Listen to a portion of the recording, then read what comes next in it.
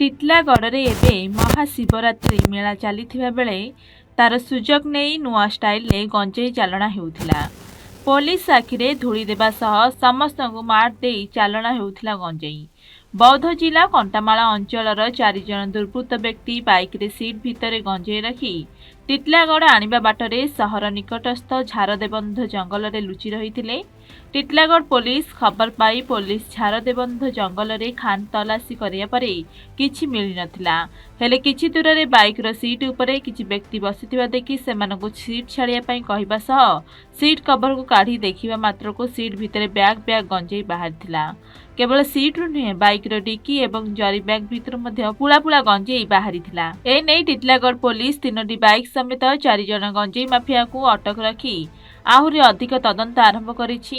କେଉଁଠାରୁ ଗଞ୍ଜେଇ ଆସିଥିଲା, କିଏ ଗଞ୍ଜେଇ ପଠାଇଥିଲା, କେଉଁ ଅଞ୍ଚଳକୁ ଚାଲାଣ ହେଉଥିଲା, ତାହା ତଦନ୍ତ ପରେ ସାମ୍ନାକୁ ଆସିବ ବୋଲି ଟିଟିଲାଗଡ଼ ଏସ୍ଡିପିଓ ଯଶବନ୍ତ ନାରାୟଣ ପ୍ରଧାନୀ ସୂଚନା ଦେଇଛନ୍ତି।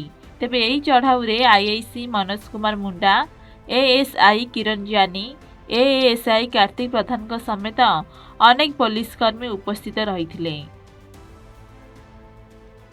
आज जो द्विपहर आम पाक गोटे खबर आसला जे जो झारदेवन जंगल रे 4 जन पिला 3टी मोटरसाइकिल रे माने गंजेई कारबार करछंती। उक्त खबर को लेकिन आम गोटे एसपी सार निर्देश मते गोटे टीम फॉर्मेशन कलु। एठी चढ़ाऊ गलु, से 3टी मोटरसाइकिल और 4टा पिला को आम बर्तमान धरिबारे सक्षम हेलु। पुणी तांको ठारू बर्तमान आनुमानिक पाखापाखि 22 केजी गंजेई जबत होइछि। आउ हमर सीजर प्रोसीजर बर्तमान चालू रही। बर्तमान देखा मिलूँ जेहेतु पुलिस तत्पर होता गोटे रेड कॉरिडोर गंजेई चालाण लगे पुलिस तत्पर होते विभिन्न समय गंजेई जबत होते तो जेन चालाणकारी मान केन केन प्रकार उपाय अवलंबन करते देखो चालाणकारी मैंने जिते पुलिस चढ़ाऊ कर विभिन्न उपाय से गंजेई चालाण करने को माने बाहरी। बर्तमान आम देखिलु सीट कवर दले से गंजेई चालाण कर आम देखु कौन जगह केमी लुकायित अनुसार से गाड़ी भितर चेम्बर कर रोल तैयारी कर कौन से एंगल रे आम खबर आम ये सब को लेकिन तर्जमा करके गंजेई माने चढ़ाऊ करें। पुलिस केते तत्पर कहवा गले तो टिटिलागढ़ पुलिस बर्तमान सजग अच्छी सब दृष्टि।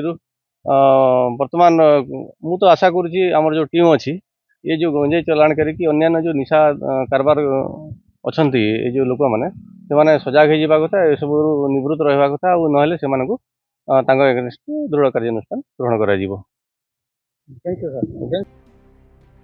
Balangir Titlagarh Santosh Kumar Nayak report N Odisha.